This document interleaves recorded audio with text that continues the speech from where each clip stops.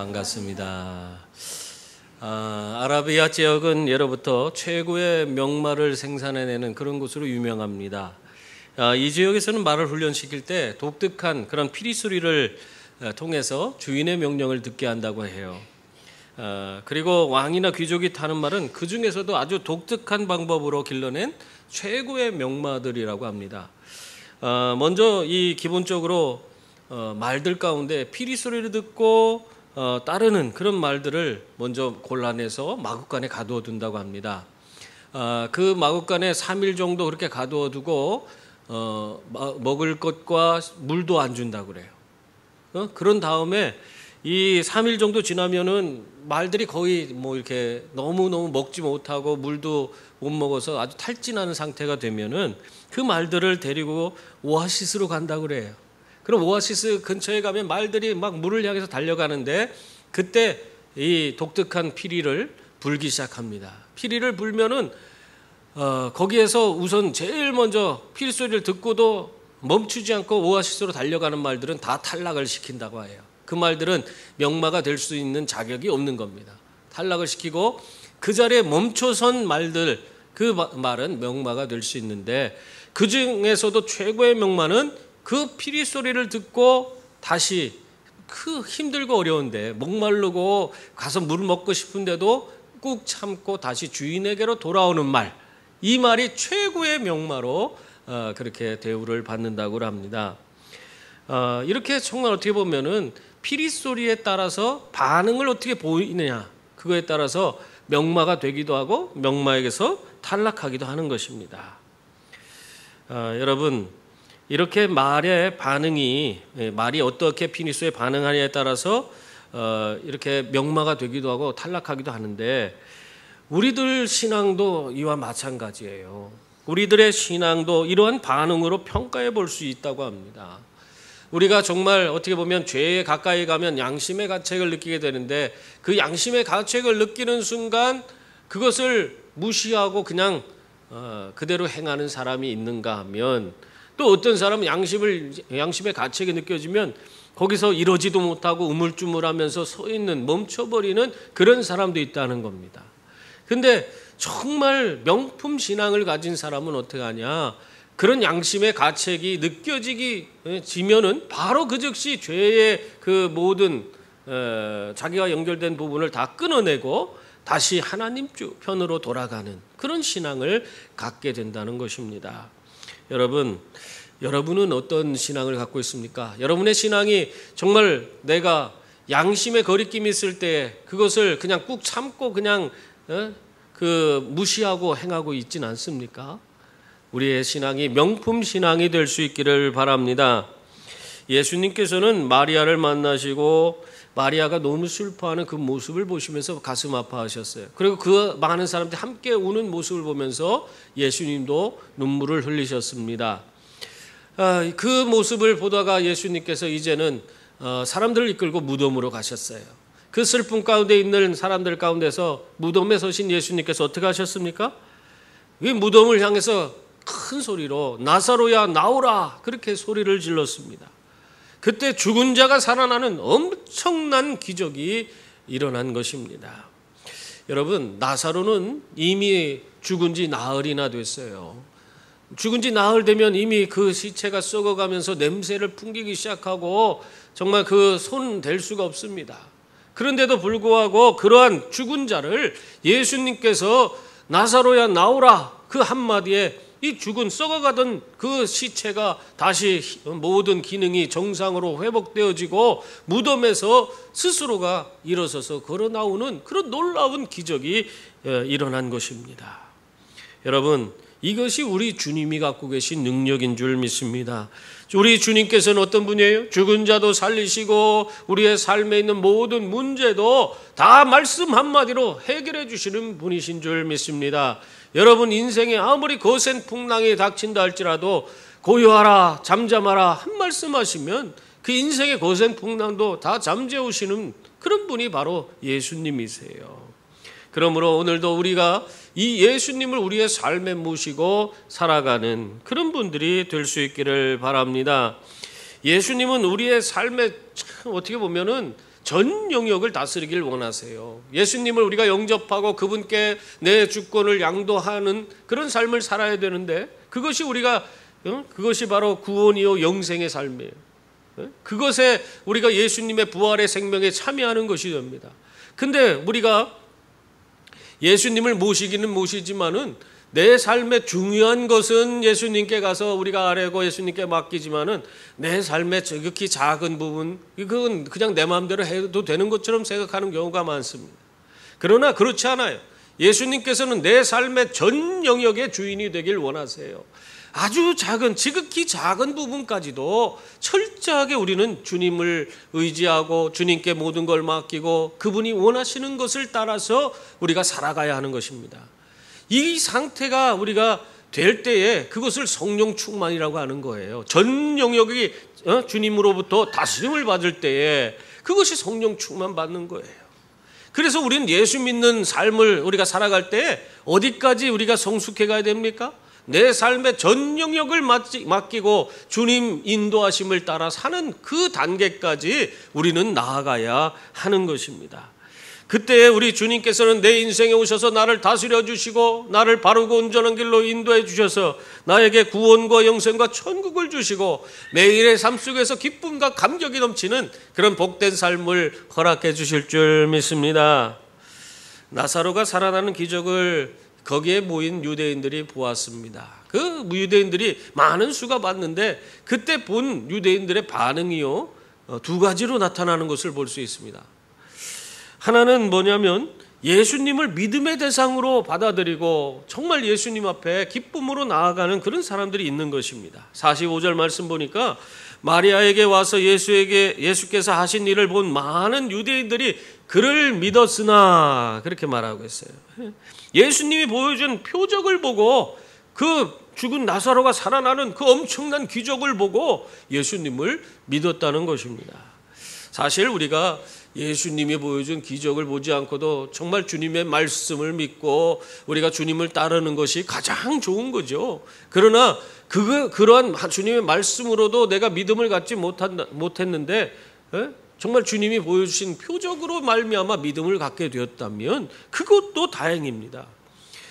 정말 어떻게 보면 이 표적을 보고도 예수님 앞에 나오지 못하는 자들이 있기 때문입니다. 오늘날 많은 사람들이 예수님을 믿지 못합니다. 예수님에 대한 많은 말씀이 있는데도 불구하고 정말 그가 베풀어준 놀라운 기적이 있는데도 불구하고 성도들 가운데서도 예수님께 그 인생을 맡기지 못하고 예수님을 믿지 못하고 살아가는 그런 분들이 계시는 것입니다. 여러분, 우리 가운데 있는 표적이라도 보고 예수님을 따를 수 있기를 바랍니다. 어떤 분은요, 표적을 보고 나서도 그것이 그냥 우연이라고 생각해요. 그냥 우리 삶에 우연히 그냥 생겨나는 그런 일이라고 생각하고는 우리 하나님이 베풀어 주신, 우리 예수님이 보여주신 그런 기적을 보고도 예수님을 따르지 않는 그런 사람들이 있는 것입니다. 왜 그렇습니까? 자기 나름대로 예수님에 대한 그런 생각에 사로잡혀서 그냥 자기 생각대로 평가하고 판단하고 그런 결론을 내리고 있는 것입니다. 나이아가라 폭포를 관광을 하기 위해서 온 한 관광객이 있었습니다. 이 사람이 나이아가라 폭포를 보니까 그냥 너무너무 좋은 거야. 와, 이런 곳이 다 있구나 하면서 그걸 보면서 너무 감탄하고 있다가 갑자기 목마름이 느껴지는 거예요. 너무 갈증이 느껴져서 저 폭포물을 내가 좀 떠먹으면 안 될까 하고는 준비해온 컵을 가지고 그 폭포물을 받아서 벌컥벌컥 마셨어요. 그랬더니 얼마나 맛있고 시원한지 너무너무 좋아요. 대단하구나, 물맛도 좋다 하면서 기분이 너무너무 좋았는데 그 물을 마시고 돌아서는 순간 벽에 글씨가 써 있는 거예요. 이렇게 낡은 그런 팻말이 하나 딱 붙어 있는데 포이즌, 그게 뭐냐면 독이라는 뜻이에요. 독.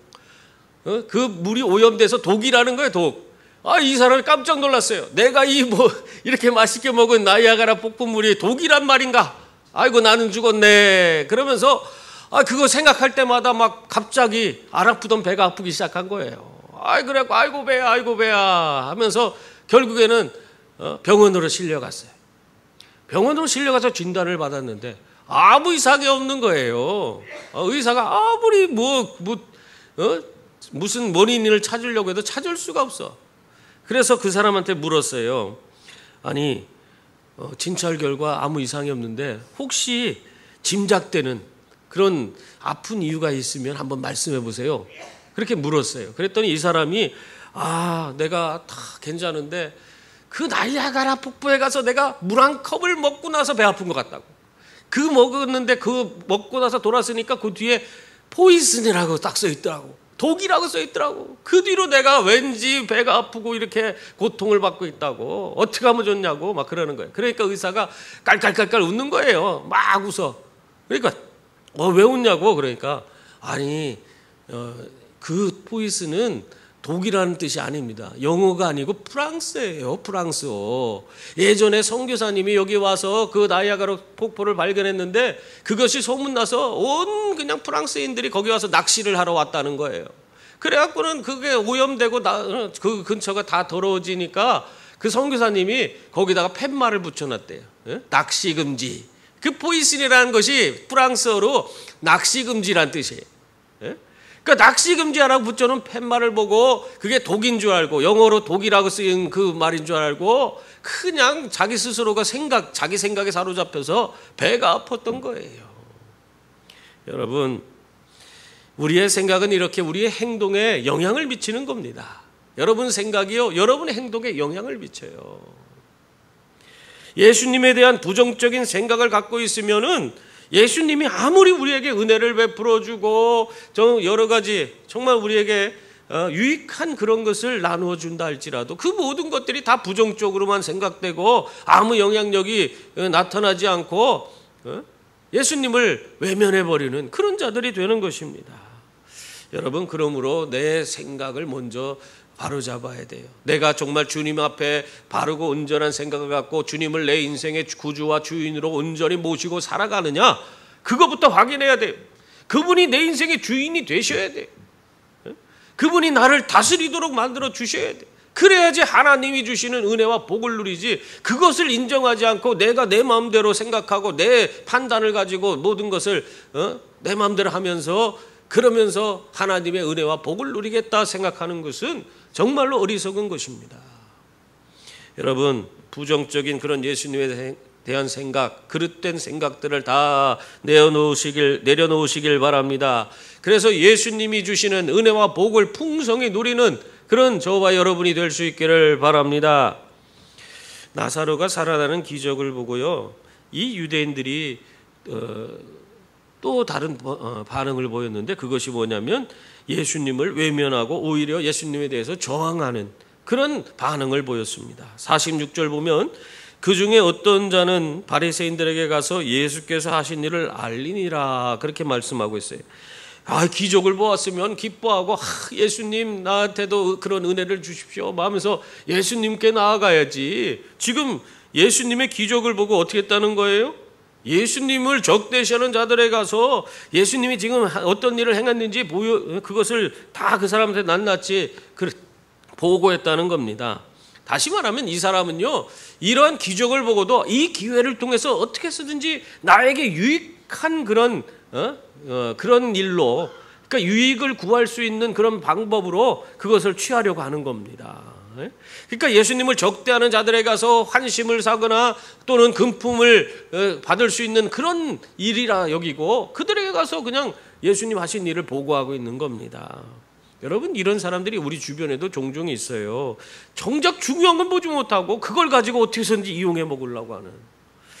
중세 유럽에 마른병이라고 하는 병충해가 돌아서 큰 흉년이 든 적이 있습니다.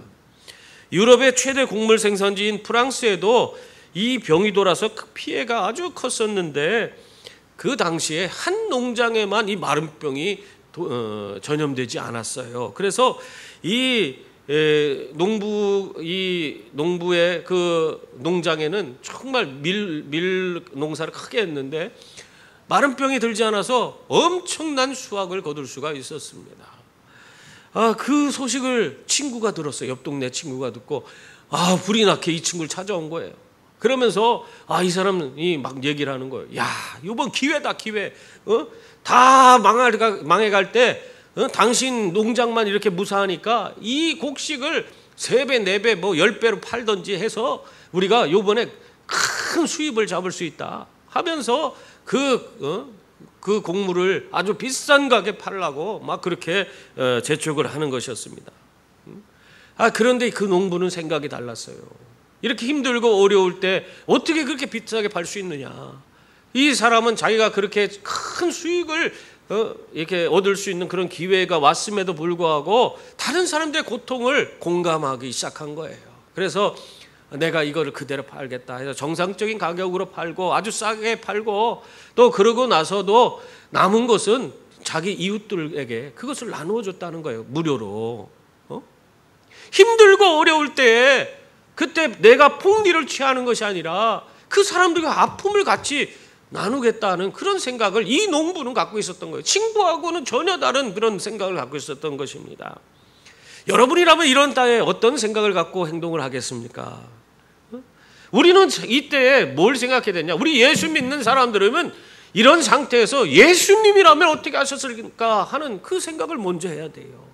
예수님이라면 그 고통받는 사람들, 그들을 이용해서 폭리를 취하는 것을 그렇게 하겠습니까? 자신의 이득보다 모든 이들과 함께 그 어려움을 나누고 이겨낼 그런 방법을 예수님은 취하지 않겠습니까? 여러분, 더더욱 지금 베푸신 나사렛의 기적도 사실 예수님이 무엇 때문에 하신 거라고 그렇게 말씀하고 있습니까? 42절 보세요. 자기를 위해서 한 게 아니에요. 거기 보면은 둘러선 무리를 위함이니 곧 아버지께서 나를 보내신 것을 그들로 믿게 하려 함이니이다. 그렇게 말하고 있어요. 그 나사렛 무덤가에 따라온 그 수많은 사람들, 그들을 위해서 이 하나님의 기적이 나타남으로 예수님께서 그들에게 하나님께서 보내신 메시아라는 사실을 그들이 믿을 수 있도록 하기 위해서, 믿고 어떻게 하라는 거예요? 구원받고 영생 얻어 천국 가라는 거예요. 그런 삶을 누리게 하기 위해서 예수님이 지금 그 기적을 행해 주셨다 하는 것입니다. 그러므로 이 예수님이 베푸신 기적을 보고도 믿음의 자리로 나오지 못하고 그것을 가지고 자신의 이득만 그런 생각하고 있다면 정말 얼마나 어리석은 것입니까? 이러한 어리석음에 빠지지 말고 언제나 주님이 원하시고 기뻐하신 일을 행하고 또 그 일로 말미암아 하나님 앞에 크게 영광 돌리는 그런 분들이 다 될 수 있기를 바랍니다. 예수님이 이 나사로를 살리셨다는 이야기, 이 이야기를 전해들은 이 대제사장과 바리새인들은 어떤 반응을 보였습니까? 47절을 보니까 이에 대제사장들과 바리새인들이 공회를 모으고 이르되 이 사람이 많은 표적을 행하니 우리가 어떻게 하겠느냐 했습니다. 이들은 예수님 베푸신 그 기적을 그가 기적이 일어났다는 그 소식을 듣고 더 두려움에 휩싸이기 시작했습니다. 왜냐하면 모든 사람들이 예수님을 믿고 예수님을 추종하게 될 것 같은 그런 생각이 들었기 때문에 그래요. 그러니까 자신들의 이 종교 지도자의 위치가 정말 흔들리게 됐다, 이런 생각을 갖게 된 것입니다. 참 안타까운 거예요. 어떻게 보면 이 사람들은 그 당시 모든 사람들을 대표하는 또 대제사장과 바리새인들 아니에요. 하나님을 누구보다도 더 잘 섬기고 잘 안다는 사람들이에요. 근데 이 사람들의 생각 속에는 예수님, 하나님 보내신 예수님, 그가 보여준 그런 놀라운 표적을 듣고도 그것이 뭔지를 깨닫지 못하고 오히려 자기의 이해 득실을 따지면서 이것이 자기들에게 손해를 입힐 것 같은 그런 두려움에 쌓여서 결국 엉뚱한 짓을 행하고 있어요. 이것은 이들이 정말 어떻게 보면은 그들의 신앙이 잘못됐다는 것을 모든 사람들에게 드러내고 있는 그런 것이라고 말할 수 있습니다. 여러분, 우리도 마찬가지예요. 하나님이 원하시는 것을 생각지 아니하고 내가 원하는 것만을 바라보고 그것만을 위해 살고 있다면 이 유대 종교 지도자들과 별반 다를 바가 없는 것입니다. 그러므로 내 신앙이 하나님 중심인지 내 중심인지 그것을 살펴볼 수 있기를 바랍니다. 그래서 정말 중심을 잃지 않는 그런 성도들이 다 될 수 있기를 바랍니다. 결국 대제사장들과 바리새인들은 이 공회로 모여서 자신들에게 닥친 위기를 해결하기 위해서 정말 안간힘을 쓰고 있습니다. 그 안간힘을 쏟으면서 그들이 내놓은 해결책이 무엇입니까? 우선 예수님이 민족을 위태롭게 하는 그런 아주 그런 사람으로 몰아가는 그런 모습을 보이고 있어요. 48절 보세요. 거기 보면 만일 그를 이대로 두면 모든 사람이 그를 믿을 것이요, 그리고 로마인들이 와서 우리 땅과 민족을 빼앗아 가리라, 그렇게 말하고 있어요. 여러분, 이 말은 정말 엄청난 표적을 행하는 예수님을 그대로 두면 어떻게 된다는 거예요? 사람들이 다 예수님을 따르고 예수님을 믿고 예수님을 추종하게 되어서 결과적으로는 그들 가운데 어떤 사람들이 그 많은 무리 가운데서 폭동을 일으키게 될 거라는 거예요. 그래서 이 로마가 그 폭동 일으키는 걸 가장 싫어하는데, 이 폭동 일으킨 그 사람들로 말미암아 이 유대 땅에 와서 유대인들을 다 죽이고 망하게 하고 그리고 그들의 것을 다 빼앗아 갈 것이라는 것입니다. 지금 이런 일이 벌어졌어요? 벌어질 생각도 안 하고 있어요. 지금 아무것도 일어난 것도 없어요. 예수님이 그저 죽은 자를 살려준 놀라운 기적이 일어난 거예요. 은혜가 베풀어진 거예요. 근데 그 은혜 가운데 이들의 생각은 뭐예요? 그것으로 말미암아 이 민족이 망하고 우리 것이 다 빼앗길 것이다, 이러고 앉았는 거예요 지금. 그러면서 결국에는 그러기 때문에 예수님을 잡아 죽여야 한다, 예수님을 잡아 죽여야 하는 명분을 이런 것으로 세우고 있는 것입니다. 이런 일이 우리 주변에도 있었습니다. 예전에 1923년에 관동 대지진이 일어났죠. 그때 수많은 사상자와 이재민이 발생했습니다. 그때 이러한 재난으로 인해서 민심이 어수선해지자 그 관심을 조선인들한테 떠넘기기 위해서 어떻게 했습니까? 일본에서 조선인이 우물에 독을 탄다, 또 조선인이 폭동을 일으켰다라는 그런 유언비어를 퍼뜨렸어요. 여러분, 그때 당시 유언비어를 퍼뜨린 저 사람들이 누군지 아세요? 일본 경찰들입니다. 일본 경찰들이 그러한 소문을 퍼뜨려 갖고는 이 민심을 다 어수선하게 만들고 이 사람들의 분노를 일으키고, 그래서 정부를 향한 그런 비난의 화살을 이 조선인들에게 다 쏟게 만든 거예요. 그래서 폭동이 일어나서 이 민간인들이 그냥 조선 사람들을 만나기만 하면 다 죽이지 않았어요. 그때 당시 6천 명 이상이 죽었어요. 아무 잘못도 없이 그냥 죽은 거예요. 엄청난 이런 학살이 일어났는데도 불구하고 방관만 하고 아무 손도 대지 않았어요, 일본 사람들이. 그렇게 해놓고도 오늘날까지도 이 조선인 학살에 대한 그런 것에 대해서 책임을 그들은 아무것도 행하지 않고 있습니다. 이게 지금 이 사람들도 동일한 거예요. 보면은 자신들에게 뭔가 불리하고 뭔가 자신들에게 이게 문제가 생길 것 같으니까 그거를 다른 사람에게 생기지도 않은 일을 가지고 그렇게 유언비어를 터뜨려 갖고 소문내 갖고는 그런 자기들의 잘못을 다른 사람에게 전가시키는 이런 짓을 한 거예요. 여러분, 이렇게 유대 종교 지도자들은 예수님을 잡아 죽이고자 하는 계획을 세우고 그 명분을 만들고 있었습니다. 그때 대제사장이었던 그 가야바는 한술 더 뜨고 있어요. 50절 말씀 보세요. 거기 보면 한 사람이 백성을 위하여 죽어서 온 민족이 망하지 않게 되는 것이 너희에게 유익한 줄을 생각하지 아니하는도다 하였으니, 이 온 민족이 망하는 것보다 백성을 위해 한 사람 예수님만 죽는 것이 더 유익하다, 그 말을 하고 있는 거예요. 예수님만 잡아 죽이는 것이 유대 백성을 위해서 그것이 좋은 일이다, 그렇게 말하고 있는 것입니다. 참 대단하지 않습니까? 자신들의 입지를 위협하기 때문이 아니라 유대 민족의 큰 위협이 바로 예수님이 그런 위협이 되기 때문에 잡아 죽여야 한다는 거예요. 있지도 않은 일을 가지고 막 만들어 갖고는 예수님을 죽이려고 하는 거죠. 그때 예수님이 하신 것은 어떤 일이었습니까? 그 당시 백성들 가운데 예수님이 한 거는 다른 게 아니에요. 그들에게 폭동을 일으키라고 뭐 그렇게 선동했습니까?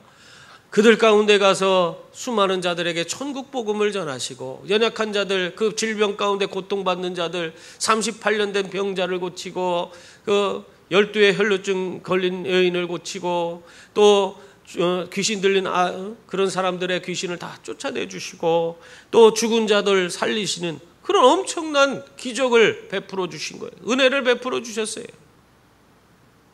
그런 일을 하고 있는데 그런데도 불구하고 이 사람들은 그 사람으로 인해서 민심이 이상하게 흘러서 폭동이 일어날지 모르니까 그 예수라는 사람을 죽여야 된다. 이렇게 지금 말하고 있는 거예요. 말도 안 되는 일을 행하고 있는 겁니다. 그러나 성경은 이 가야바가 한 말, 이 명분 쌓기 위해서 한 말에 대해서 뭐라고 하고 있어요? 51절 52절 말씀 보면 이 말은 스스로 함이 아니요 그 해의 대제사장이므로 예수께서 그 민족을 위하시고 또 그 민족만 위할 뿐 아니라 흩어진 하나님의 자녀를 모아 하나가 되게 하기 위하여 죽으실 것을 미리 말함이러라. 그렇게 해석해 주고 있습니다. 대제사장 가야바의 말대로 하나님께서 예수님을 통해 그 민족을 구원해 주시고 또 온 세상에 흩어진 모든 하나님의 자녀를 예수 안에서 하나 되게 그렇게 만들기 위해서 예수님이 십자가에 달려 죽으실 것이다. 그렇게 그것을 예언한 말씀이다. 그렇게 해석을 해주고 있는 것입니다. 여러분, 지금 이 어떻게 보면 적대적인 그런 사람들이 행하는 그런 일이 하나님의 크신 역사 가운데서 그 모든 악한 행위지만 그것을 통해서도 하나님의 일은 이루어지고 있다 하는 것을 우리에게 보여주고 있는 것입니다. 여러분, 이렇게 악한 자들을 통해서도 하나님은 위대한 역사를 이루시는 분이신 줄 믿습니다.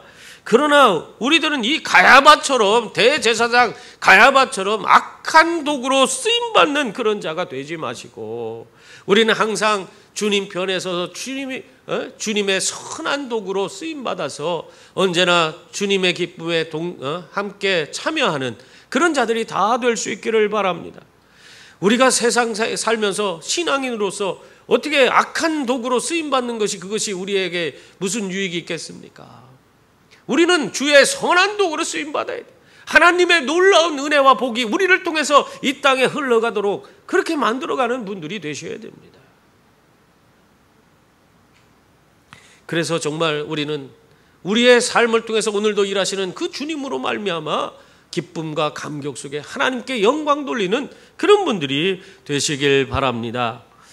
이 공의 이유로 대제사장과 바리새인들은 예수님을 아주 강력하게 죽이려 했습니다. 그래서 예수님께서는 다시 유대 가운데 드러나게 다니지 아니하시고 어떻게 했다고 했어요? 빈들 가까운 에브라임이란 동네에 가서 제자들과 머무셨다. 그렇게 기록하고 있습니다. 근데 이 모습은 사실 예전과는 전혀 달라요. 예전에는 이 사람들이 붙잡으려고 했지만 그래도 막 성전에 가서서 말씀을 선포하시고 막 그렇게 하셨잖아요. 근데 오늘 이 장면은 전혀 다른 모습을 보이고 있습니다. 왜 그렇습니까? 지금 이 적대자들이 그만큼 예수님을 잡아 죽이고자 하는 그런 것에 강한 그런 의지를 갖고 그 일을 행하고 있다 하는 것을 나타내고 있는 겁니다. 더군다나 예수님께서 그것을 다 아셨기 때문에 몸을 피하신 것이고 그 몸을 피하신 이유도 아직 하나님의 때가 이루어지지 않았기 때문에 그 때가 이르지 않았기 때문에 그때까지 잠시 피하에 계셨던 것입니다. 제갈량과 쌍벽을 이루는 뛰어난 책사가 있는데 그 사람이 누구냐면 명나라의 건국의 1등 공신인 육이라는 사람이에요. 이 육이라는 사람이 자기의 그런 지혜를 담아서 웅리지라는 그런 책을 썼는데 그 책에 보면 재미난 이야기가 나와요. 이 정나라 변방에 무엇이든지 잘 만드는 솜씨 좋은 장인이 있었다고 합니다.